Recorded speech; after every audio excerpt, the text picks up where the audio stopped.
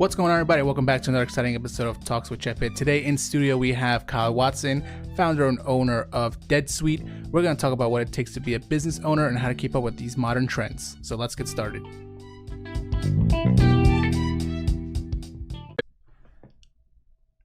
What's up? What's going on, Kyle? Nothing much. It's good to have you in studio today. For all you who don't know, if you didn't get by the intro, I got a friend of mine, Kyle Watson. He is the founder and owner of Dead Sweet, right? Correct. That is me. All right. So, for all you who don't know, Dead Sweet's a clothing line. But Kyle, why don't you tell us a little bit about it? It was a clothing brand that I started in high school. I think it was like 2016.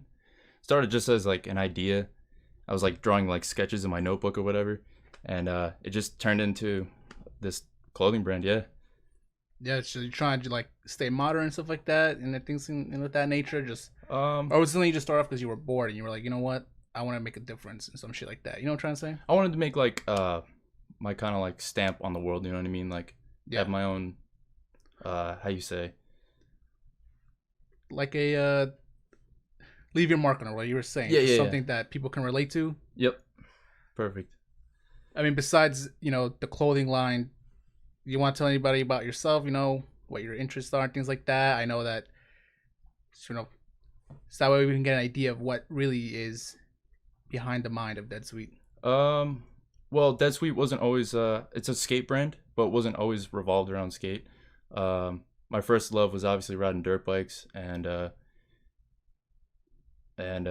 skateboarding came after that because I don't know, I just found an interest in it. That's pretty cool. It's very like a independent sport. No, yeah, I wouldn't take you as a skater type, to be honest. I don't know if anyone's ever told you this, dude, but you kind of look like fucking John Mayer. I do look like John Mayer. You tell me all the time I look like John Mayer.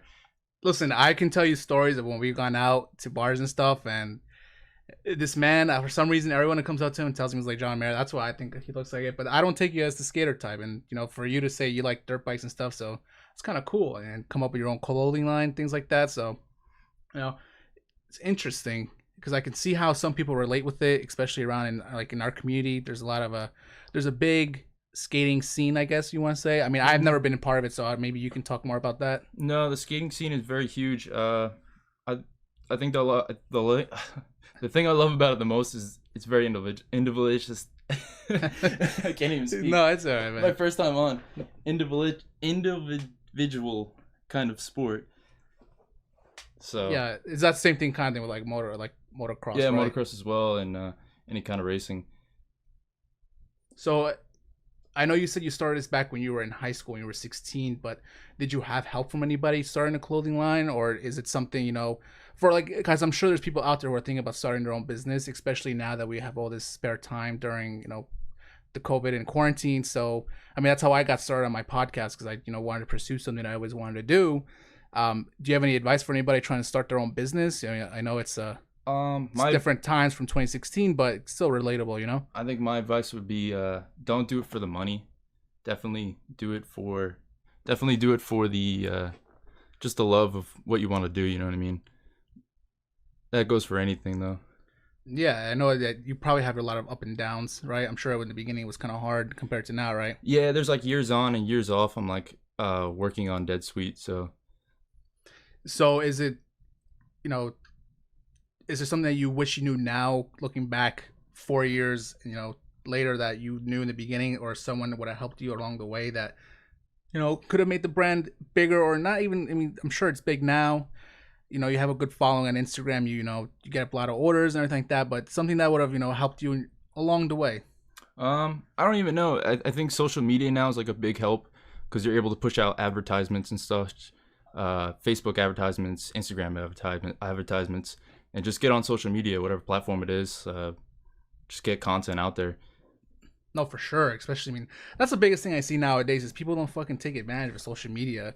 I mean, nowadays you go on Twitter and all this fucking cancel culture. I know I talked about it in one of my episodes and things like that. So I'm sure it's a fucking hard climate to navigate, especially when you're trying to reach a certain group of people. Mm-hmm. I mean, I can't speak on it. I mean, I can even sell water to a fucking fish, so I'm sure you can figure it out better than I can. So, I mean, obviously going through sales, I'm sure you come through some hiccups, especially in the social media side? Is are there anything failures that you want to warn people about, or you regret, or something that was one of your biggest failures that you learned from? I would have to say judgment. Don't be afraid of judgment. Like, even if you think people won't like it, just push the product out there and just feel it out. You know what I mean? Like, if someone doesn't like it, maybe another person will. You know what I mean? Yeah, for sure. That's I take criticism every day, not every day, every week from doing these podcasts. It's either it's good or it's bad, but I get what you're saying. You don't want to, fall behind that. Like, oh fuck, I should have done this differently. I should have done that. Just put out the stuff you love there, right? Yep. Just don't be afraid to push out content, and yeah, that's it.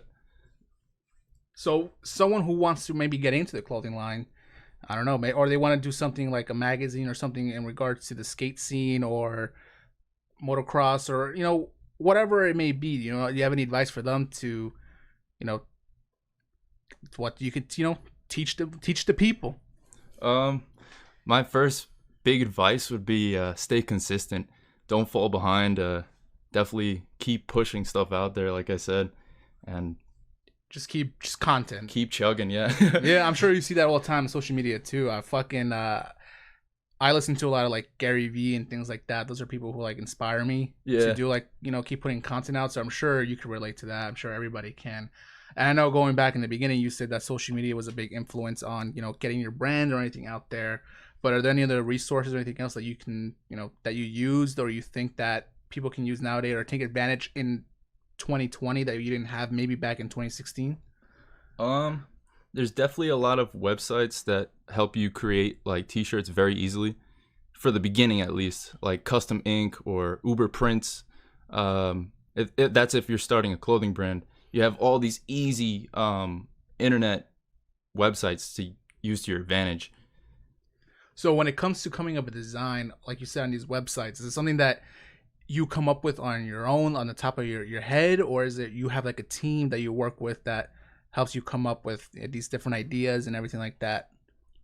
Honestly, I came up with all the designs myself, and yeah, I had really no one else helping me. Okay, It was all just me. that's actually pretty impressive. I would come up with like all the designs on my phone, and like I come with like an idea in my head, and I just like write it down, and then I draw it later. That's some artistic shit. I'll tell you that.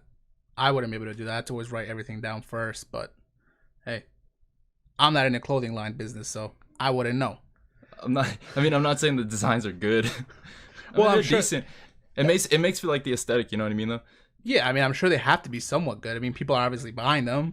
So I Yeah. had, you came into the studio today. You gave me a shirt, and I looked at it. I was like, shit, kind of liked it. It was a little small. I mean, XL. I'm kind of a 2X, but what are you gonna do? True.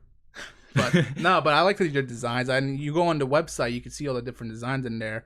They're all cool designs for sure. I've seen people around here wear everything too. So obviously you're doing something right. Oh, that's another thing too. I want to give out another piece of advice. If you're starting a clothing brand, push out free shit, like a lot of free shit. It'll make someone's day, 100%. Are you doing like collaborations with people too, or are you just going around giving out free merch? No, sometimes I'll go out to a skate park and I'll give a kid like a free shirt, free hat, stickers, whatever it is, and it'll make their day. Like, actually makes me happy. It's pretty nice. So you just dig into that old school, that old school approach, cold selling, I guess you want to call it, knock on the door and be like, yo, here's my shit, buy it. No, I have actually never went to door, but definitely like going out and just giving out free shit. It's cool though. I mean, I'm sure you learned that from somewhere. So, I mean, I can imagine there's people, a guy like to say, if something works, why reinvent the wheel? I'm sure you did your research before you did all that. So, I mean, was there anybody that influenced you into learning that or like, led you into that direction? Honestly, there was a group on YouTube called Braille that would give out like free skateboards or shoes or whatever, and you'd see kids like their faces just glow up when they got this free stuff. And I was like, that's actually really cool. I should start doing that as well. I mean, the free promo, shout out to them, free ad. So, but I mean, yeah, I mean, besides that, I mean, I'm sure there was other things too, right? Um, don't exactly know. Oh, look at that. The man of many words without many words. Make a design of that. Nah, but I mean, even Put out a shirt that says I don't know. there you go. Let's look at that. Maybe I should get into the clothing line business. Who knows?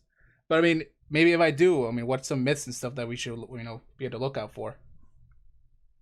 Myths. Any like those like the warnings that people like say like, oh, this it's hard to be a clothing designer because of this and that. But when you actually got into it, it's like what they warned you about wasn't true. You know what I'm trying to say? Yeah, I think the easiest part is starting the brand. The hardest part is just staying consistent, pushing out content. And as far as like myths, I'd say no one really tells you where to go to make the t-shirts, or you know what I mean? Yeah, like to make like good quality stuff. They probably think that you can just. I guess you're right when you say that. I never really put much thought into it. Like, I guess brands won't tell you where they got their stuff. You know what I mean? That's the biggest myth, I think, in my opinion.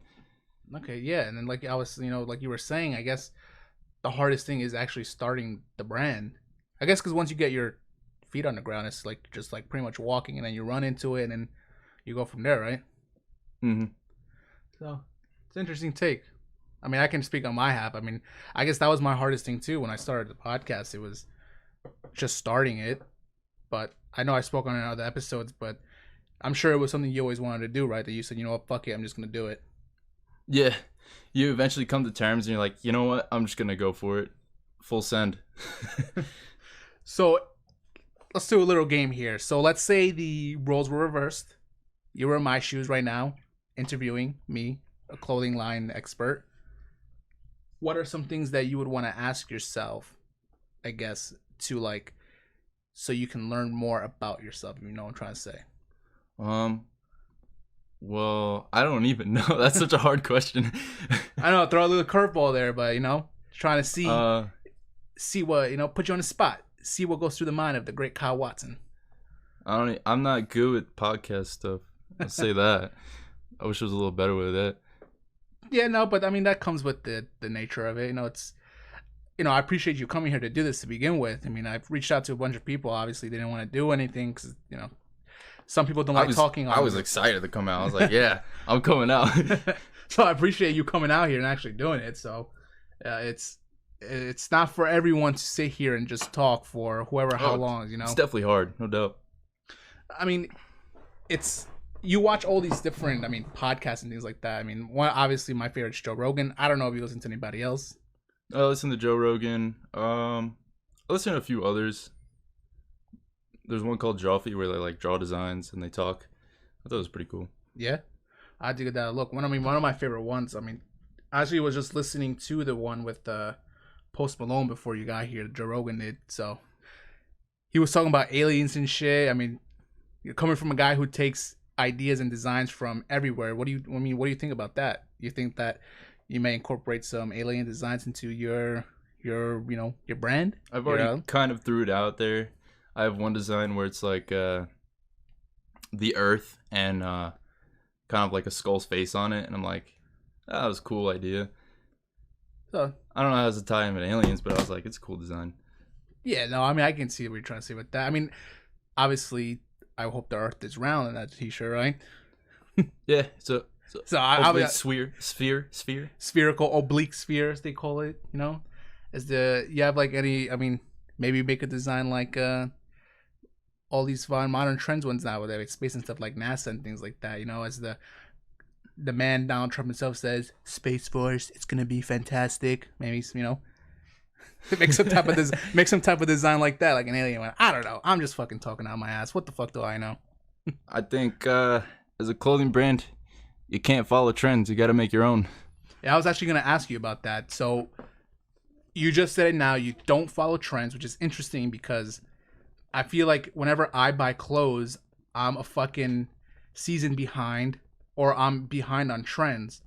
So when you're making your clothing line, or I guess not the clothing line because it's already there, but the designs, do you watch other big companies or your competition to see what they're doing, or you just say, fuck it, I'm going to make my own trend? When I started, I definitely followed other bigger companies. A huge inspiration as far as the clothing company was like that company Rip and Dip. You'll always see it like zoomies with the cat hanging out of the Yeah, yeah. pocket. That was a big inspiration in the beginning, but as far as now, I don't really follow anything. I try to go on my own ideas because I don't want to step on anyone's toes for per se. No, I mean, I get that. So when you're now you're saying like staying on your own on trends, do you see yourself keeping everything online, or do you maybe want to get into a retail store? I don't know if it's really. I mean, I guess from the business side, going into a retail store nowadays is like dinosaur type of thing. You know, I'm trying to. I guess it's stay everything online, be the next fucking Fashion Nova. No, I mean I guess as a brand, you would want as it a in the store, brand, right? you definitely want to be in the store for exposure. People like shopping. People like going out and shopping, so they'll see your stuff. Like a window shopper. Yeah, yeah. Okay. I mean, do you like? Because I know you brought up Zoomies. Do you have on your website besides clothes? Do you branch out with like other types of products like skateboards and things like that, or no? I do have skateboards, yeah. Oh, look at that. Who would have thought that skateboarder would have skateboards on his fucking website? So They'll come in all different sizes and shapes. So how does that work? Do they order it through you, or like, are you like collaborate with somebody? I mean, I don't know. How does it like? Does it take time to produce? I started by painting them myself, and that just didn't work, and they came out completely horrible. And then I eventually found like a website that mass produces them and custom creates them for you. So I was like, that works out. Okay. I mean that works. Moving the shit on your own. Should have seen when I started. It was like I was like sleeping on boxes when I started. Yeah, sleep. Yeah.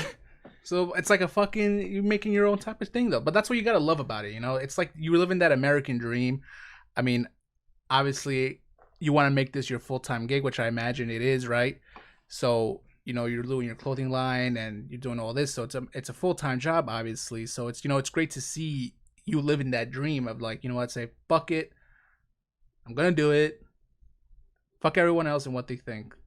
I mean, I could be wrong, unless you want to touch, No, it's basically the standpoint. You hit the head on the nail, or whatever the saying is. one of those fucking sayings. I get sayings fucking wrong all the time. I don't know what the fuck I'm saying, but I mean, besides that, obviously you're on the streets, going out there, connecting with the people. Any funny stories you want to tell us that you've encountered while going out there at the skate parks and things like that? I've only been to one skate park, and that was the one when I went out to California. I've been to the one out by Muscle Beach in Venice. It's pretty dope there. People smoking weed, drinking beers, things like that. So Yeah. I'm sure you have some funny stories or anything like that can you come across, or I do actually. I remember I gave this kid a free hat, and he was so jazzed. He was like, "Yo, I'm gonna do a trick for you. Ready?" And like he goes up the ramp, and I guess just try to ollie up and get some air. Okay. And he just completely busted ass, and I was like, "Oh my god, dude, are you okay?" He was like, "Yeah." He was just so happy to get like, I don't know, he's so jazzed to see me just out to there. get some type of Exposure, yeah, recognition. For all you don't know, an ollie, I guess it's like a little, just a little air, like a little hop on your skateboard. That's dope, though. It's things like that bring people joy, I guess. That's you didn't have to do this, and you came and did it for me, so I appreciate you coming out to do it. I mean, it's like people say, it's you get what you get. You don't get upset. True. But with that said, I know we don't have much time here. I know you got to go do some other stuff. Is there anything you want to, tell the people what you're doing? Where they can find you, where they can, your website, where they can possibly order some stuff, check the designs out. Yeah, you can find me on Instagram at DeadSweetOfficial, or you can find me on the web, www.deadsweetskate.com, and that's my website. And do you have an email for anything like business inquiries or shit like that? Maybe people want to like collab or anything like that, or is it just all through the website? I mean, you'll find it through Instagram, all my email and all that. All right, dope. Well, again, Kyle, thank you for coming out. I know you didn't have to come out and do this on your busy schedule. I know it was a last minute booking, so again, I appreciate you coming. Oh, of course, it's always welcome here. So for everyone listening out there, thank you for tuning in. If you made it this far, I love you as always. If you have any questions for Kyle, leave a comment on my Instagram, reach out to me on Twitter, or leave a comment on YouTube. You all know where to find me by now. Instagram, Talks with Chepe. Twitter, The Real Don't Chepe, and YouTube Talks with Chepe. So let me know. I'll relay these these questions to Kyle, and he'll get back to me, and I'll let you know what people want. So thank you everyone for tuning in. I love you all. Remember, I do this for you. And hey, just keep on keeping on.